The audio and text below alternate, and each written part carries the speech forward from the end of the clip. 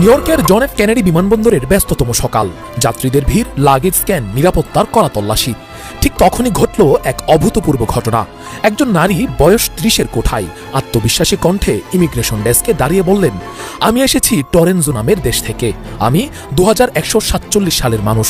কর্মকর্তারা প্রথমে ভেবেছিলেন হয়তো মানসিক ভারসাম্য হারানো কেউ, কিন্তু কয়েক মুহূর্ত পরই অবাক হয়ে যান সবাই। নারীর হাতে থাকা পাসপোর্টটি আসল স্ক্যান কোড ও হোলোগ্রাম সহ তৈরি, যেন কোনো রাষ্ট্রের সরকারি কাগজ। পাসপোর্টে স্পষ্ট লেখা রিপাবলিক অফ টরেনজা। মানচিত্রে তার কোনো অস্তিত্ব নেই, তবুও সেই দেশেরই ছাড়পত্র হাতে এক নারী হাজির হলেন নিউ ইয়র্কের জন এফ কেনেডি বিমানবন্দরে। টরেনজা নামের এই রহস্যময় দেশটি কোথা থেকে এলো, সম্প্রতি এমনই এক অবিশ্বাস্য ভিডিও ঘিরে ইন্টারনেট বিশ্বে রীতিমতো তোলপাড় শুরু হয়েছে। তাহলে মহিলাটা কোথা থেকে এসেছে, পুরো বিশ্বে প্রশ্ন উঠে এসেছে। আসলে কি এটা সত্য নাকি মিথ্যা বানোয়াট কোনো একটা ঘটনা? দর্শক শ্রোতা, অবাক করা বিষয় হলো যে দেশ থেকে এসেছেন পৃথিবীর মানচিত্র সে দেশ নাই। তো প্রশ্ন উঠেছে মেয়েটা কোথা থেকে এলো। তার পাসপোর্ট, তার ভিসা সবকিছু অরিজিনাল ছিল, যেমন আমাদের পাসপোর্ট, ভিসা এবং সবকিছু ডকুমেন্ট সবকিছুই তাদের মতন একদম অরিজিনাল ছিল। দর্শক শ্রোতা, এটা হতে পারে এটা এআই দিয়েও বানাতে পারে। ভিডিওটি সোশ্যাল মিডিয়ায় রাতারাতি ভাইরাল হয়ে গেছে। আসলে কি এটা এআই ভিডিও নাকি বাস্তবেতে পরিণত হয়েছে? দর্শক শ্রোতা, যদি এটা সত্যি হয় তাহলে সত্যি আলামত।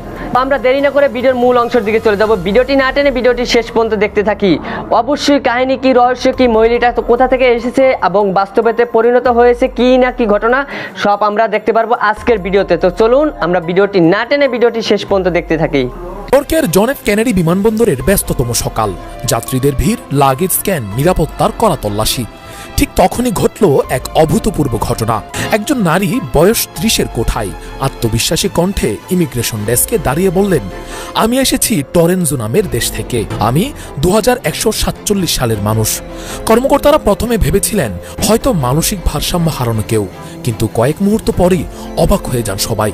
নারীর হাতে থাকা পাসপোর্টটি আসল স্ক্যান কোড ও হোলোগ্রাম সহ তৈরি, যেন কোনো রাষ্ট্রের সরকারি কাগজ। পাসপোর্টে স্পষ্ট লেখা রিপাবলিক অফ টরেনজা। আরও বিস্ময়কর বিষয় হলো ওই পাসপোর্টে স্ট্যাম্প মারা রয়েছে এমন কিছু দেশের নাম যেগুলোর অস্তিত্বই পৃথিবীর কোনো মানচিত্রে নেই। তিনি আরও বলেন, তোমরা জানো না কি আসছে, সময় ভেঙে পড়ছে, তোমরা প্রস্তুতি নাও। এই কথা বলেই তিনি জনসম্মুখ থেকে অদৃশ্য হয়ে যান। বিমানবন্দর মুহূর্তেই আতঙ্কে ভরে যায়। কেউ বলে ভবিষ্যতের টাইম ট্রাভেলার, কেউ বলে অন্য ডাইমেনশন থেকে আগত। নিউ ইয়র্কের জন এফ কেনেডি বিমানবন্দরে অস্তিত্বহীন এক দেশের পাসপোর্টধারী নারী, এমন এক ভিডিও সম্প্রতি ভাইরাল হয়েছে সামাজিক যোগাযোগ মাধ্যমে। ভিডিওতে দেখা যায় এই নারী নিরাপত্তা চেক পার হচ্ছেন এবং নিজেকে টরেনজো নামের ভবিষ্যতের এক দেশের নাগরিক দাবি করছেন। টিকটক ও এক্সে প্রকাশিত ভিডিওটি কয়েক ঘন্টার মধ্যেই ছড়িয়ে পড়ে লাখো দর্শকের মাঝে। তৈরি হয় চাঞ্চল্য। তবে তদন্তে বেরিয়ে এসেছে এক ভিন্ন বাস্তবতা। গলফ নিউজ জানিয়েছে ভিডিওটি পুরোপুরি এআই জেনারেটেড, যার কোনো বাস্তব ভিত্তি নেই। জেএফকে কর্তৃপক্ষ কিংবা মার্কিন ইমিগ্রেশন দপ্তরের নথিতে এমন কোনো ঘটনার অস্তিত্ব মেলেনি। এনডিটিভি ফ্যাক্ট চেক নিশ্চিত করেছে ভিডিওটি বানানো হয়েছে এআই মডেল ও ভয়েস ক্লোনিং প্রযুক্তি ব্যবহার করে। তারা জানায় ওই নারী বা টরেনজা নামের কোনো দেশ দুটি সম্পূর্ণ কল্পিত। হিন্দুস্তান টাইমস প্রতিবেদনে জানায় এই কাহিনী আসলে পুরনো এক urban legend, the man for টর্ড এর আধুনিক সংস্করণ, যেখানে 1954 সালে নাকি এক ব্যক্তি জাপানে এসে নিজেকে অস্তিত্বহীন দেশ টর্ডের নাগরিক দাবি করেছিলেন।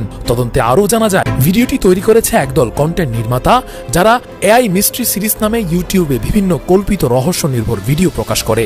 তারা ব্যবহার করেছে generative AI tools, voice synthesis এবং ডিজিটাল কম্পোজিটিং, যার ফলে ভিডিওটি বাস্তব মনে হলেও তা সম্পূর্ণ কৃত্রিম। জিএফকে বিমানবন্দরের কর্তৃপক্ষ স্পষ্ট জানিয়েছে ওই তারিখে এমন কোনো যাত্রী বা ঘটনা ঘটেনি, সব কার্যক্রম ছিল স্বাভাবিক। মানুষ এই ভিডিওটি বিশ্বাস করেছে মূলত তিনটি কারণে। প্রথমত, আধুনিক এআই প্রযুক্তি এখন এত বাস্তবসম্মত ভিডিও তৈরি করতে পারে যে সাধারণ দর্শকের পক্ষে তা ভুয়া বোঝা কঠিন। দ্বিতীয়ত, ভবিষ্যৎ থেকে আগত মানুষ এমন কল্পনা সবসময় রহস্যময় এবং আকর্ষণীয় হয়ে থাকে। তৃতীয়ত, সামাজিক যোগাযোগ মাধ্যমে দ্রুত প্রসার ভিডিওটিকে অল্প সময়েই বিশ্বজুড়ে জনপ্রিয় করে তোলে।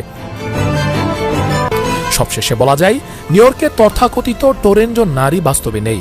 তিনি আধুনিক প্রযুক্তির তৈরি এক ডিজিটাল মিথ, যা প্রমাণ করে আজকের যুগে সত্য ও কল্পনার সীমারেখা ক্রমেই অস্পষ্ট হয়ে পড়ছে। তবে এই ঘটনার জনপ্রিয়তা দেখিয়ে দেয় মানুষ এখনো অজানার প্রতি আকৃষ্ট। রহস্য আর ভবিষ্যতের গল্পের প্রতি মুগ্ধ, আর সেখানেই লুকিয়ে আছে এই সময়ের নতুন বাস্তবতা।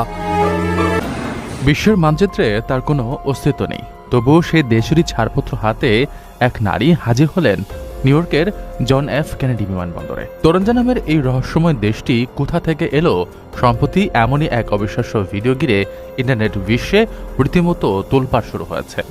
ভিডিওটিতে দাবি করা হয় টোকিও থেকে আসা ওই নারী নিজেকে ককেশাস অঞ্চলের তোরেঞ্জার নাগরিক বলে পরিচয় দেন, যা শুনে তাজ্জব বনে যান বিমানবন্দরের কর্মকর্তারা।